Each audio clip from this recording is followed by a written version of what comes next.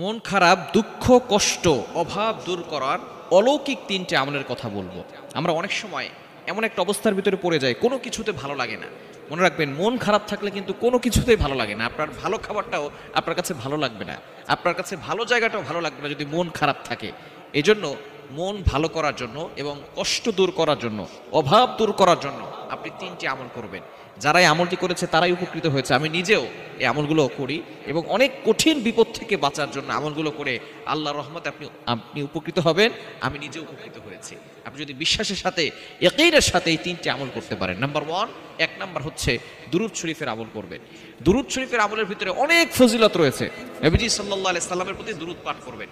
আল্লাহ তাআলা পবিত্র কোরআনুল কারীমের ভিতরে নিজে বলে দিয়েছেন। কোরআন খুলেন, আল্লাহ বলছেন 22 নম্বর পারার 5 নম্বর পৃষ্ঠার 4-5 নম্বর লাইন, সূরা আহজাবের 56 নম্বর আয়াতে আল্লাহ বলছেন, ইন্নাল্লাহা ওয়া মালাইকাতাহু ইউসাল্লুনা আলান নবী ইয়া আইয়ুহাল্লাযীনা আমানু সাল্লু আলাইহি ওয়া সাল্লিমু তাসলিমা। আল্লাহ পাক রব্বুল আলামিন মুমিন বান্দাদেরকে ডাক দিয়ে বলছেন, তোমরা নবীজি সাল্লাল্লাহু আলাইহি সাল্লামের প্রতি দুরূদ পাঠ করো। এজন্য অবশ্যই আমরা দুরূদ পাঠ করব। শুধু তাই নয়, নবীজি সাল্লাল্লাহু আলাইহি সাল্লাম আরো জানিয়ে দিয়েছেন, যে ব্যক্তি নবীজির প্রতি একবার দুরূদ পাঠ করবে, আল্লাহ পাক রব্বুল আলামিন তার উপরে 10টি রহমত নাজিল করে দিবেন।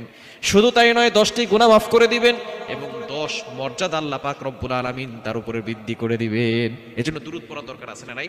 দুরূদ প্রটেক্ট ফ্রম অল অ্যাক্সিডেন্ট, সকল বিপদ আপদ থেকে, বালা মুসিবত থেকে আপনাকে হেফাজত করবে, আপনার মনটাকে ভালো করে দিবে এবং আপনার অভাব, দুঃখ, কষ্ট এগুলো দূর করে দিবে। 1 নম্বর আমল হচ্ছে দুরূদ শরীফের আমল। নাম্বার 2 নম্বর আমল হচ্ছে ইস্তেগফারের আমল। আস্তাগফিরুল্লাহ, আস্তাগফিরুল্লাহ, আস্তাগফিরুল্লাহ। আপনি সব সময় আস্তাগফিরুল্লাহ পড়বেন।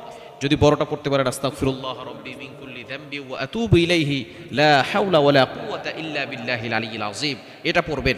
আর যদি সময় কম থাকে, আপনি সব সময় হাঁটতেছেন, কাজ করতেছেন, তখন বলবেন আস্তাগফিরুল্লাহ, আস্তাগফিরুল্লাহ, আস্তাগফিরুল্লাহ। কারণ ইস্তেগফারের অনেক ফজিলত রয়েছে। নবীজি সাল্লাল্লাহু আলাইহি ওয়াসাল্লাম জানিয়ে দিয়েছেন, মান লাজিমাল ইস্তিগফার জাআলাল্লাহু লাহু মিন কুল্লি দীকিন মাখরাজা।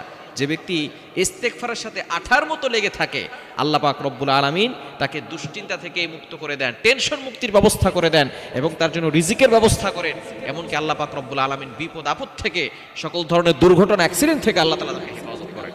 ইস্তেগফার আমলের ব্যাপারে আল্লাহ তাআলা নিজে বলছেন। কোরআন খুলেন, 29 নম্বর পারার 11 নম্বর পৃষ্ঠার 8, 9, 10, 11 নম্বর লাইন, সূরাতুন নূহের 10, 11, 12 এই আয়াতগুলোতে আল্লাহ তাআলা জানিয়ে দিয়েছেন, ফাকুলতু আস্তাগফিরু রাব্বাকুম ইন্নাহু কানা গফফারা ইউরসিলিস সামাআ আলাইকুম মিদরারা ওয়া ইউমদিদুকুম বিআমওয়ালি ওয়া বানিনা ওয়া ইয়াজআল লাকুম জান্নাতি ওয়া ইয়াজআল লাকুম আনহারা।